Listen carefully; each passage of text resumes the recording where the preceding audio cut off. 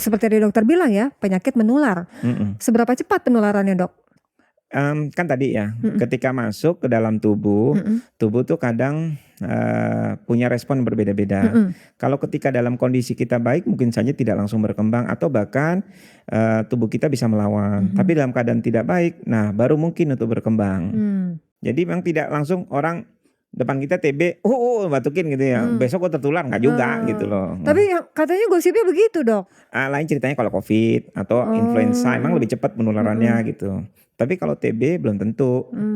Tapi patut diwaspadai. Iya. Satu, yang kedua kan tergantung jumlah kuman juga ya masuk berapa banyak.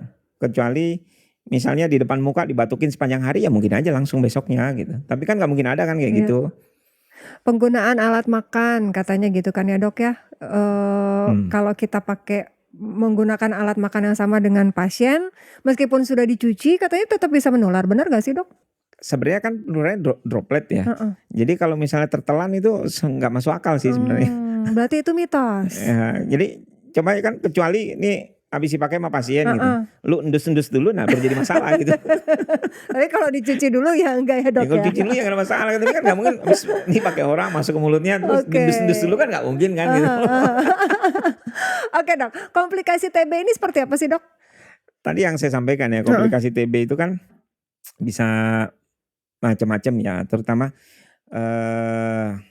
kalau ke tempat lain misalnya ke kelenjar jadi limfadenitis TB, kalau ke kepala meningitis TB.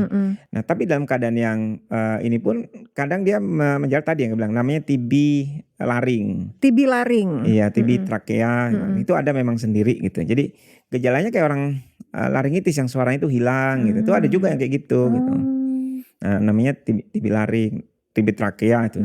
Nah jadi kalau komplikasinya ya kalau perburukan bisa terjadi namanya ARDS ya. ARDS itu artinya parunya hampir tertutup semua sehingga menyebabkan dia tidak bisa bernapas.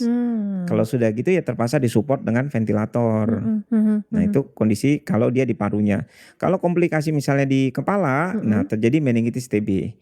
Meningitis TB menyebabkan apa? Dia menyebabkan kayak orang apa ya omnya kayak orang stroke ya. Jadi penurunan kesadaran aja gitu.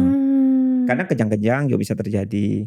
Nah kalau di perut, nah ini kayak orang apa ya sakit perut kayak kolik bahasanya. Nah itu bisa terjadi pada usus. Nah kalau di kepala ya mau nggak mau penanganannya berbeda lagi. Kalau di usus berbeda lagi. Gitu. Nah yang paling ini saya berapa kali dapetin juga kejadiannya itu sampai ke mohon maaf ya, ke alat kelamin pun jadian ada saya dapat. Oh iya, Dok. Iya jadi ke apa namanya tesisnya laki-laki. Nah, itu gimana gejalanya, Dok? Saya ngebayanginnya kan TB identik dengan batuk. Jangan dibayangin yang lain. Bukan identiknya dengan batuk. Iya itu tadi. Berarti kan orang di kepala meningitis TB nggak batuk-batuk kan itu Pak. Oke. Iya. Jadi beda gejalanya, nggak semua batuk ya, Dok ya. Ya tergantung letaknya di mana gitu. Oh ya lupa pada yang lain itu misalnya di paru, kalau ekstra paru salah satunya itu bisa terjadi cairan di dalam parunya. Bukan dalam paru ya, di rongga dada. Iya. Itu bisa terjadi penumpukan cairan. Itu khas kok biasanya. Oke.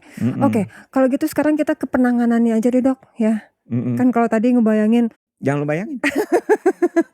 Kalau mendengar dari dokter gitu ya, ini TB paru seperti ini, komplikasinya bisa kesini. Berarti kan harus segera ditangani, ya kan. Nah ini penanganannya seperti apa, Dok?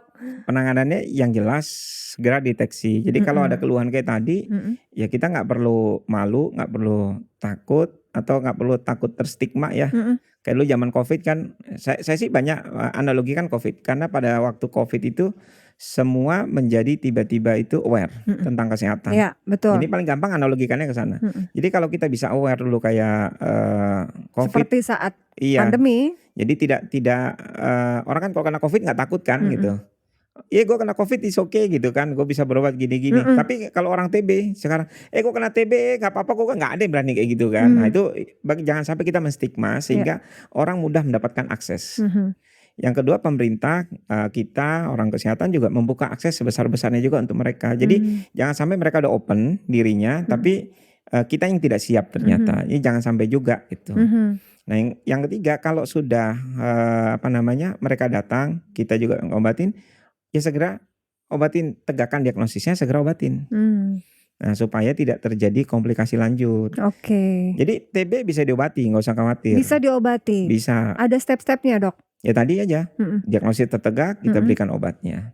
Tadi kan dokter sempat mention tuh ada penggunaan ventilator juga, itu yang sampai seperti apa, Dok? Tadi yang saya bilang kalau terjadi sampai TB-nya meluas, akibatnya nggak bisa napas lagi, dibantu, nah itu pakai ventilator. Kalau sudah menggunakan ventilator, nah bisa terjadi banyak komplikasi yang lain.